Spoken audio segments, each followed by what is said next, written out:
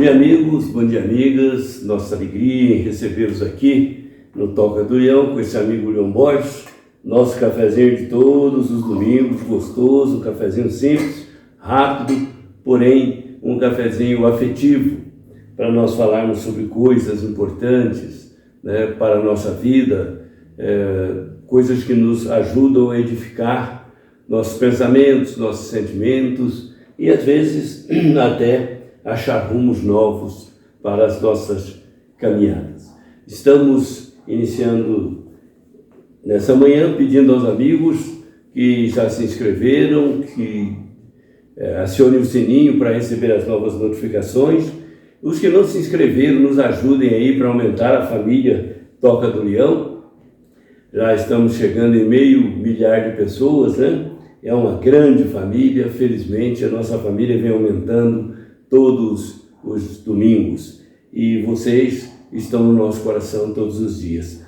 Nesse encontro de hoje, nós queremos tratar com vocês sobre mudando a maneira de ver as coisas também mudam. Vamos ao tema.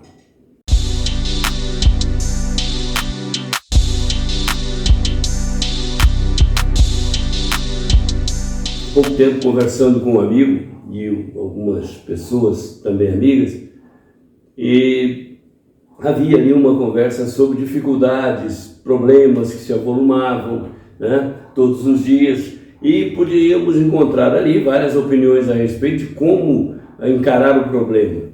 Naturalmente, as dicotomias são várias, né? Você vai vendo aí um e outro concordando, um e outro ou mais outros discordando, vão formando-se os grupos e muitas vezes não se acha o caminho certo, o rumo certo para a situação. Talvez o problema não esteja somente na dificuldade de resolver aquela pendência, aquela contradição de momento. Muitas vezes o problema pode estar na maneira, no foco que cada um dá ao problema.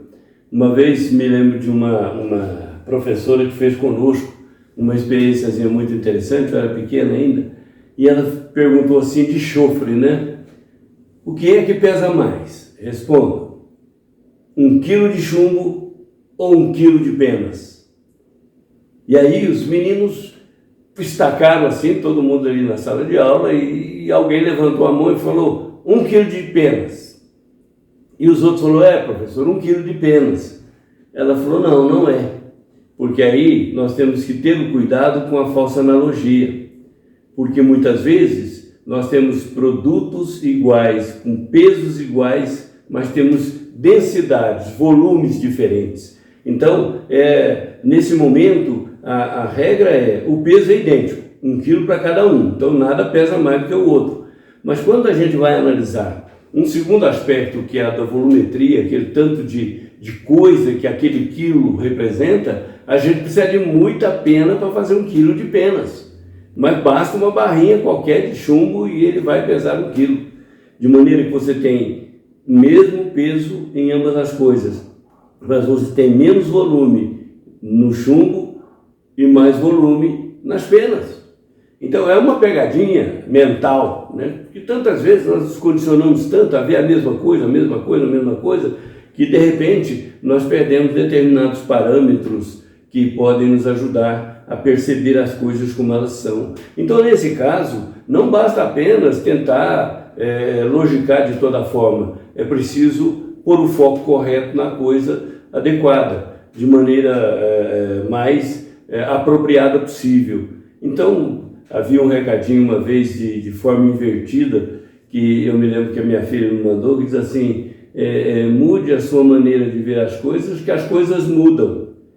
Eu achei interessante porque, na verdade, as coisas mudam ciclotimicamente dentro de uma dinâmica de vida e natureza. Aí é lei extemporânea, é lei externa, né? Que comanda as coisas. Por exemplo, a lei da gravidade, né? Faz frutos caírem de árvores, folhas, quando amadurecem ou quando envelhecem, ou quando apodrecem, no caso dos frutos.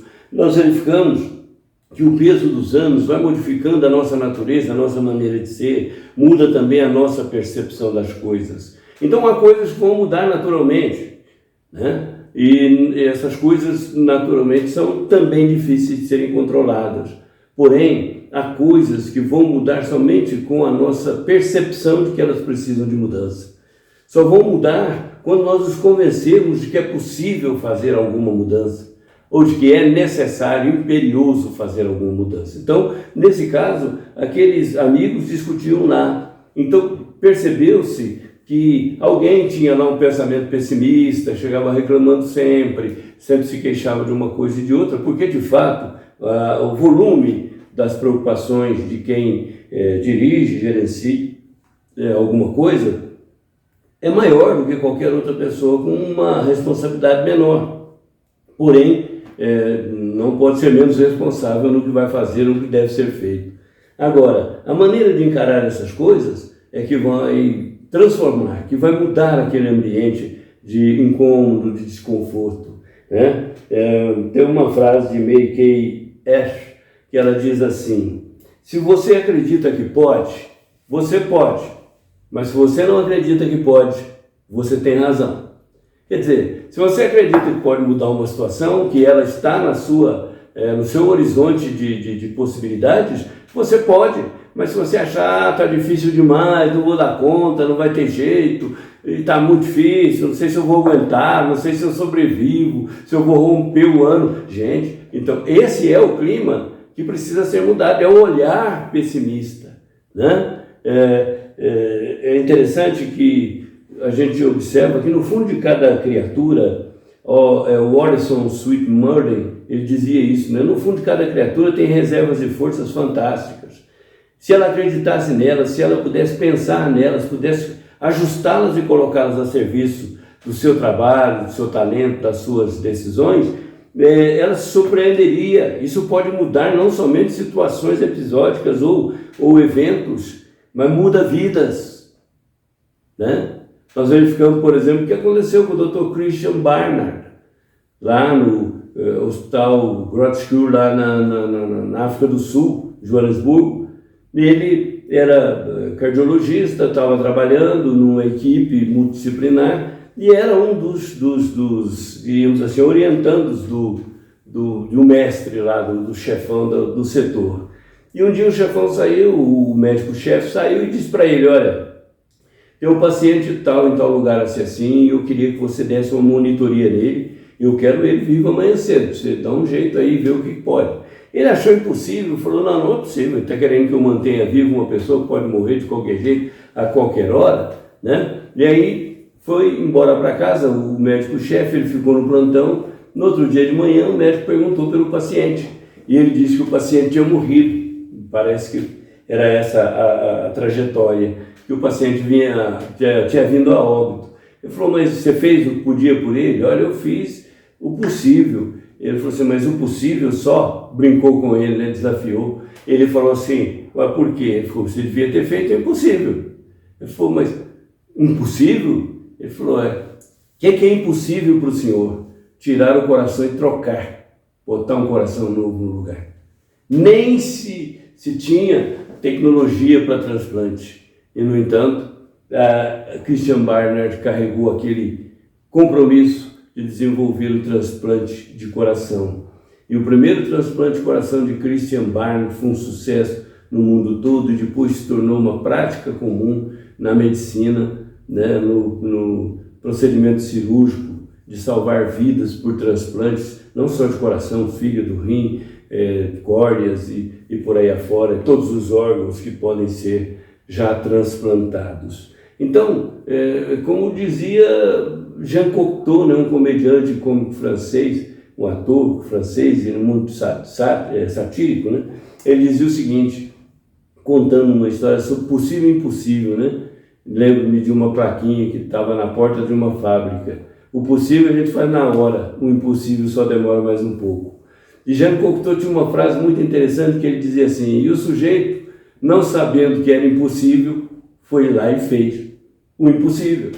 Então, o Bill Gates diz que toda ideia absurda de uma época se torna uma realidade factível na outra, né? Toda ideia impossível de ontem hoje está sendo praticada, ir à Lua, ir a outros planetas, comunicar instantaneamente com imagem, som, cor e daqui a pouco vai ter cheiro, vai ter...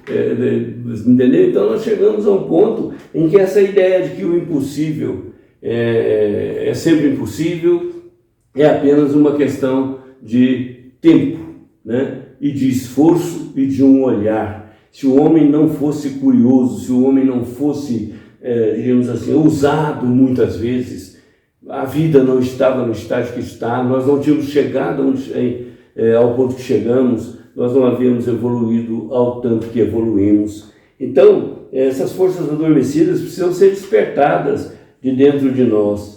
Então diz lá aquela legenda invertida no espelho, né? Mude a sua forma de ver as coisas e as coisas mudam, né? E esse cuidado com a falsa analogia a gente tem que ter sempre, a gente tem que estar sempre atento a ele, porque às vezes a gente avalia mal certas situações e podemos apenas um ajuste de visão e nós então poderemos atingir os objetivos desejados, né? Segundo Jesus, o reino de Deus está dentro de nós.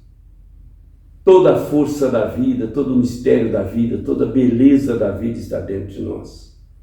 Todo o potencial.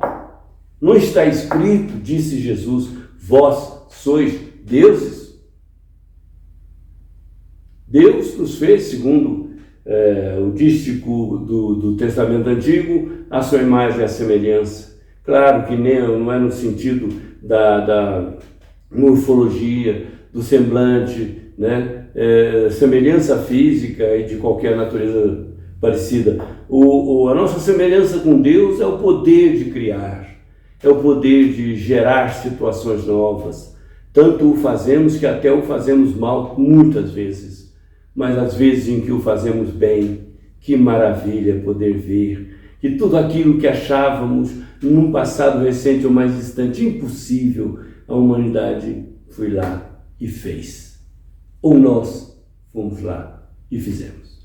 E se hoje estamos achando muita coisa difícil, está trabalhoso, está complicado, mudança de foco. Vamos olhar com mais detença, olhar com profundidade, olhar com amor e mudar essas coisas, tendo a paciência de, uma vez mudado o ponto de vista, aguardar que as providências trabalhem a mudança das coisas. Na verdade, o caráter mais permanente da humanidade é a impermanência. Tudo muda tudo toda hora. A gente começa de manhã saindo de uma madrugada intensa para um sol a pino, horas a fio. Depois tudo muda, volta a calma da noite e nós nos repousamos. A noite nos aconselha, o bom sono, a oração nos ajuda a pensar e nos ajuda a colocar tudo em perspectiva. E aquilo que parecia impossível, nós vemos que para nós os conceitos são estreitos, mas para Deus tem a largueza infinita da perfeição. Deus sabe tudo e sabe que tudo está em nós para que nós sejamos mais felizes desde que o queiramos, desde que nós mudemos o nosso foco de um mundo ruim, pessimista, de coisas que não estão produzindo bem, não estão trazendo os resultados desejados para aquelas que nós almejamos e não apenas almejamos. Mudamos o foco e as práticas para atingir o resultado final. Disse Albert Einstein, atribui-se a ele essa frase, é impossível, é uma estupidez até tentar resultados diferentes fazendo coisas iguais. É muito difícil olhar as coisas de maneira errada ou contraproducente e tentar que um milagre faça as coisas mudar. O milagre somos nós que somos capazes de mudar a nossa maneira de ver para ver as coisas como elas são e então permitir que as condições criadas façam com que as coisas mudem. Espero que se alguém esteja enfrentando alguma dificuldade, algum problema pessoal, familiar, de qualquer natureza, que um novo olhar ajude a ver as coisas de uma melhor maneira e ver que não existem problemas sem soluções. Como não existe mal para o qual Deus não tenha algum remédio. Muita paz a todos. Nosso cafezinho de hoje foi esse, né? E eu peço a Deus que no seu lar, no seu almoço de hoje, haja muitos motivos de comemoração e haja um novo olhar sobre essa festa da alma que é o encontro em família, como é para mim recebê-los aqui no nosso Toca do Leão. Beijo para todos. Até domingo, Deus quiser.